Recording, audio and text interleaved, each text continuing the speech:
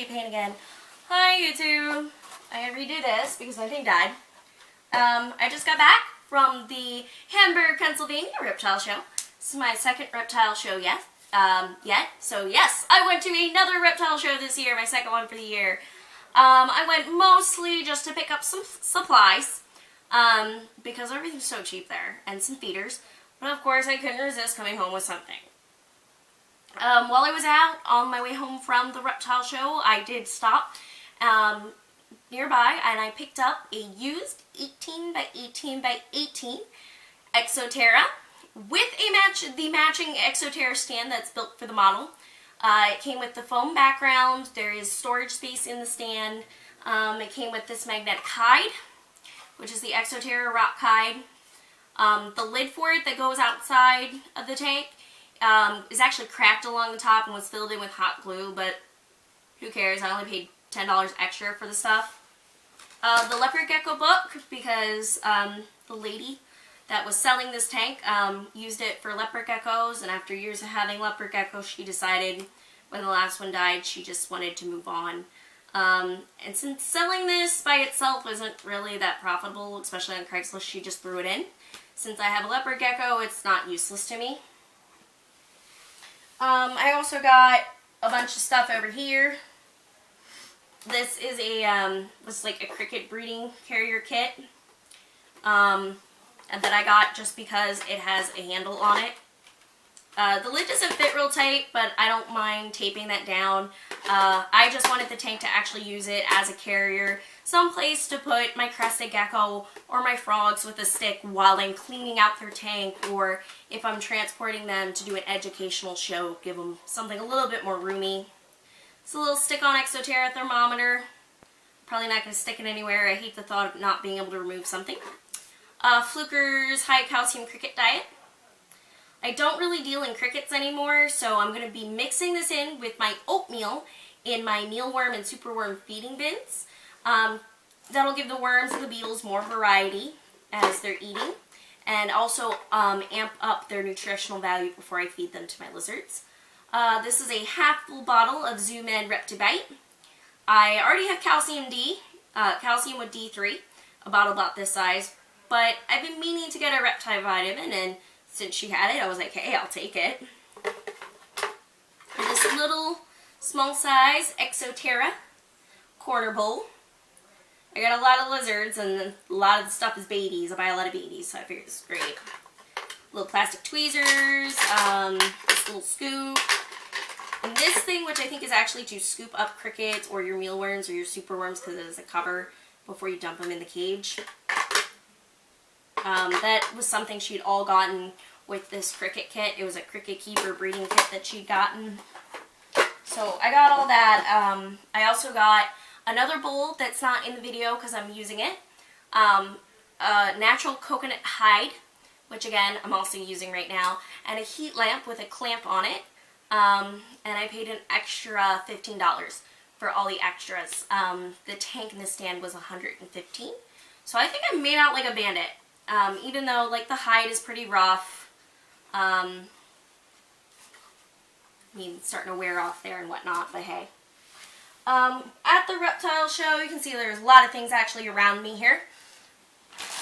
For starters, when you walked in, Zoo Med was handing out these nifty little bags full of goodies, and I got 2. It includes their 2014 product catalog. It's got awesome stuff. I'm sure you can order right from there. So that's really cool. And it looks like they even have a whole suggestion of lamps per your animal type in here. Really neat. This is a code for 40% off your shipment of live reptiles that use the shipyourreptile.com shipping service. That's awesome. I always like to do. I got like receipts and business cards all thrown in here throughout the day. And a bunch of samples, bearded dragon bites, which one of my animals will actually eat. And a bunch of aquatic turtle food, box turtle food, reptile sticks, newt food, aquatic turtle food, and hermit crab food. Which, I don't know anyone with a turtle or hermit crab, so I don't know what I'm going to do with that. But it was great, 3 little samples. I got one, my friend got one, and I have I have all my business cards thrown in here. So that's kind of cool. So I got that. They're just handing it out for free. I picked up some bedding when I was at the reptile show.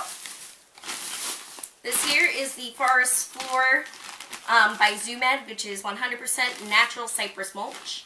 It holds humidity, which I do need for most of the animals that I keep, so that's good. I use mostly coconut fiber, but I've been really wanting a wood-based substrate. It just looks more natural, and I can mix it in with the coconut fiber to just help the coconut fiber from being compacted and to add a little bit of color and a little bit more texture to it than just flat coconut fiber. So I picked this up and wanting to have a wood substrate. This is a compressed double brick of Exoterra moss.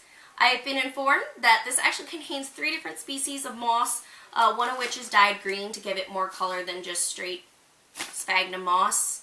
And apparently he said between the 2 bricks these would expand to fill a 10-gallon with 1.5 inches of substrate 4 times. I got this for my frogs. My frog, this is what I'll be using exclusively, just because it's not going to stick to him the way the cocoa fiber does. And again, it's a teaching tool, so I don't want cocoa fiber being drug everywhere.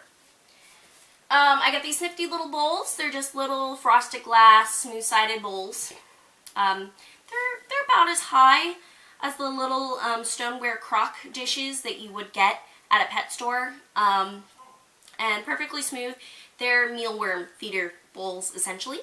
And I actually got these from the breeder that I bought my leopard gecko from at the reptile show earlier this year down in Lancaster. So this is what she's been brought up eating out of and drinking out of from hatchling on up. So I picked them up. It was buy 2 get 1 free.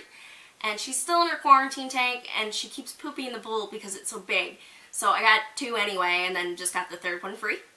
And they will be all used currently, but once things start growing up and getting bigger, I might have to upgrade, but still, neat little bowls, and I could use them for anything at least exclusively for feeding mealworms and superworms and whatnot, because they can't climb out of that. Speaking of mealworms, I did get some mealworms. These were marked as giant mealworms, but they're either small, like young giant mealworms that aren't full grown yet, or they're actual regular or mini mealworms, because that's smaller than my giant mealworms that I own. But this is 250 and I got them for $3. So 100 count of regular mealworms at PetSmart costs about $3. So I got double plus some.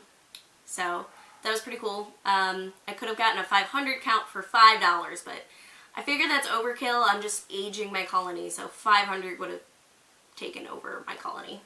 So I got those. I got one of the last in the show. Seen these. Really excited.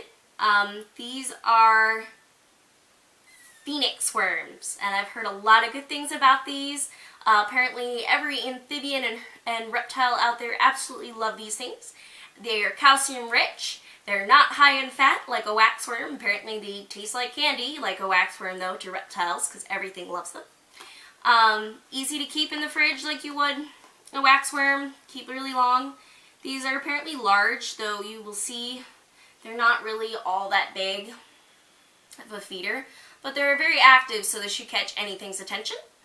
My crested gecko will eat anything that moves that I stick in front of her face. My leopard gecko definitely prefers a worm.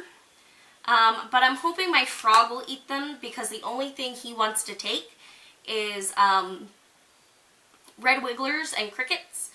I don't like dealing with crickets. I find them hard to keep alive. I feel like I'm wasting money, and they can do a lot of damage to your reptiles if you leave them in there or miss getting one out. So I just don't like crickets. He's getting only worms, which are high in fat. So I'm hoping he might take these, since everybody says no matter what the reptile, they love them. So crossing my fingers. But this was $5, and this was also supplied by Monster Reptiles, which is the breeder of my leopard gecko Talayla. See my Lancaster Reptile Show video if you want to see her. One of the finds I'm most excited with is all this cork bark that you can see here. And you know what's great about Cork Bark? Why it's so awesome, and I consider it the holy grail of reptile keeping? It's easy to stack. It's lightweight. Yes, because it's lightweight, it's not going to stay standing up where you put it as well as a heavier wood. However, even the heavier woods tend to usually get knocked over by your reptiles. At least if this gets knocked over, it's so lightweight that it's not going to hurt your animal at all. Because it's lightweight, you can float it in a nice pool of water to use as a little landing pad for your frogs or newts. And because it can be floated on water like that, and many people have done this, that also means it is very mold resistant. It's the most mold resistant wood out in the reptile hobby.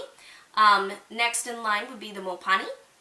But what I like better about Cork Bark than the Mopani is the fact that it just looks so much more naturally. It's barky. Mopani is more of like a stringier hardwood.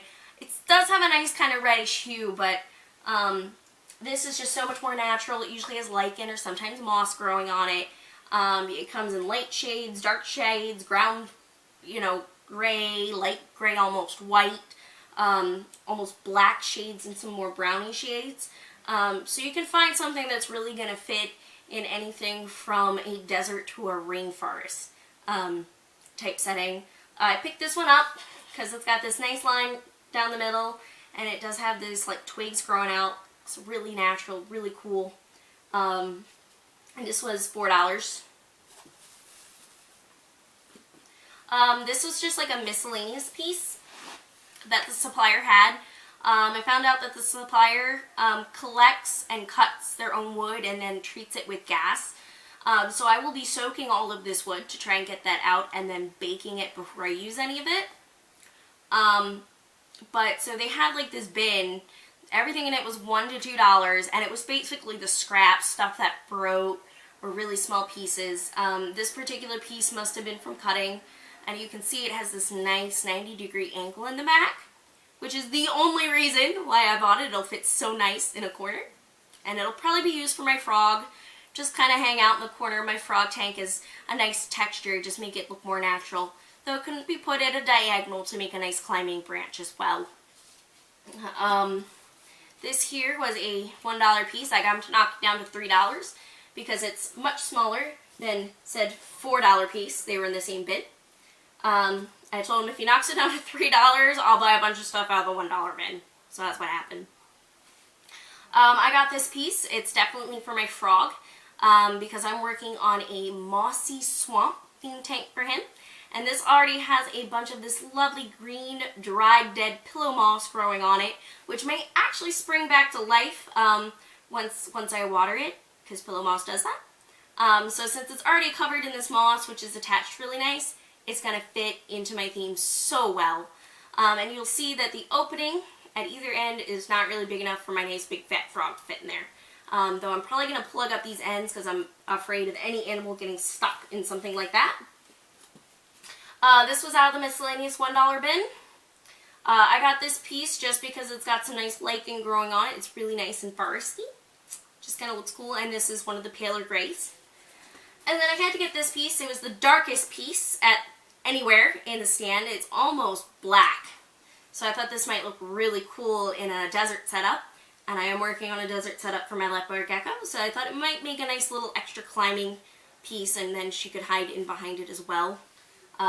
Or, these small pieces, I may just kind of stack them on top of each other, but I tried to get a lot of variety while I was there, so just a whole lot of stuff to work with.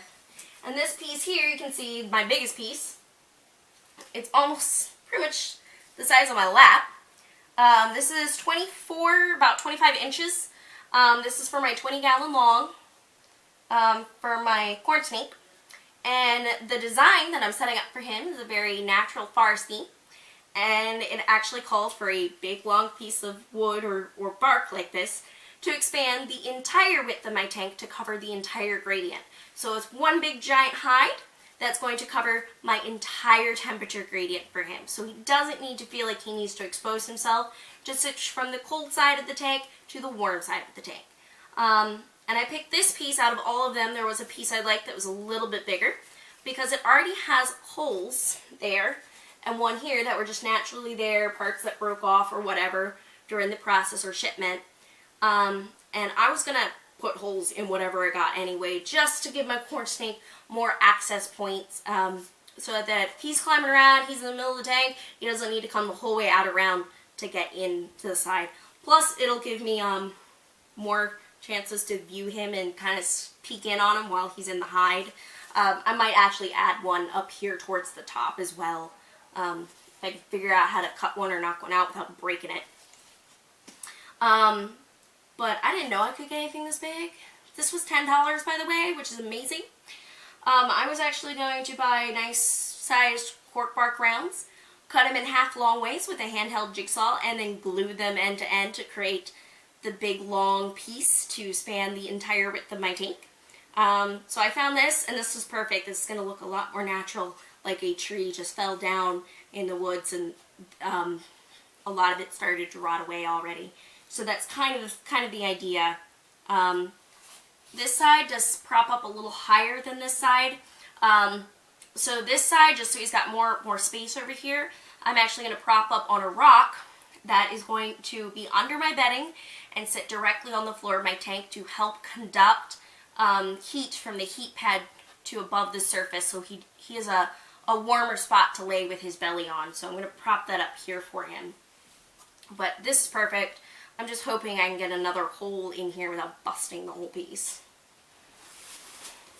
So that was an awesome found. Altogether, I paid $18 for all this cork bark. And the small pieces of cork bark at PetSmart start at $8 minimum, but I think it's more than that even. I think the cheapest cork rounds I have seen has been about $18. So for like a single large cork round, I got all this for the price of a single large cork round. So that's awesome. It looks like I might be going back to the Hamburg Reptile Show on December 9th to pick up a rare animal that I've been looking for that the seller happened to be sold out of by the time I got there and found his stand. But he said he gave me his contact info. He said if I contact him, I can prepay for the animal and he'll bring it along to the Reptile Show and I can pick it up there. So I won't have to pay for shipping. Yay! I love saving shipping. And his price is also amazing for this particular animal. It's at least $25 below what everybody else wants at the lowest price out there. So it's really amazing. You're probably all wondering what it is. It's a frog. Alright, so now y'all want to see the real fun stuff, right? You don't want to see all this. I did forget to mention I did get 50 frozen hopper mice at the Reptile Show. They're in my freezer. And for a pack of 50, I paid 25 bucks. That's 50% cheaper than the cheapest pet store near me for the same amount of mice. But now to show you what I got. Woo, everybody wants to see my animals. I hope you can see that cute little adorable face. This is a fire skink. As you can see, it's a captive bred. It's a little baby. At full grown size, it is going to need a 20 long. So a full grown nose to vent, they're about anywhere from 6 to 8 inches, and then they got a bunch of tails. So they're about a total of about 14 inches, including the tail full grown. They do need some humidity. They are burrows. And this little guy is still going to cover up that entire back. Will have a nice gold stripe when he's full grown. But this was actually the friendliest one there, the calmest one at the stand. And because I've seen captive bred adults at my local pet store for $35, the seller was kind enough, since it wasn't the only one at the stand, and a lot of people weren't interested, was kind enough to match my local pet store's price on him. So I got him for $35. He's got a little baby, and he'll be eating these little mini mealworms and veggies and whatnot. But I have a 5.5 gallon he's in right now. And this, not even planned, skink was planned, is a Woma Python. Been kind of wanting one of these, never thought I'd see one. You can see the price tag is $250. I got a really good deal. I whittled it down lower than that. So, I couldn't say no. When the price hit $175, including the tax and everything, I couldn't say no anymore. but it is a male, which is why the seller was willing to go down on the price for me. I never thought I'd see one of these. They're really hard to find. Not a lot of people breed them. They're not very popular anymore because there's no morphs. This is the color they are, period. They do have a strong feeding response, can be a little bit nippy, but normally they have the personality of a puppy dog. So, and this was the calmest one there. I had one that tried to, you know, bite my friend's nose, and a bunch that were really, really fussy. I know he's going to be fussy because he's had a long day and bouncing around in transport and whatnot. But so I'm hoping he'll stay nice and calm for me. But this was a species I was kind of looking for. And online, normally when I see them, they're retailing for about $500. I think the cheapest I've seen has been $250, and the guy came down even further. I've never seen him that low, so I couldn't say no anymore. But neither of these animals have names yet. I decided to go ahead and get this Woma instead of getting a female currently for my corn snake. And this also means I am owning a Woma Python instead of ever owning a Brazilian rainbow boa. These guys do stay a little bit smaller. They don't need the humidity of a Brazilian rainbow boa.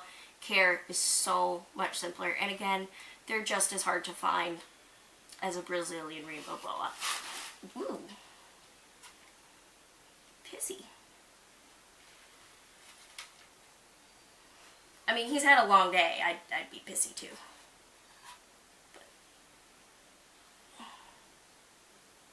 You can see he's really not that bad. He's not curled up. He's a little skittish, but he's not doing that tight S, I'm ready to strike at you.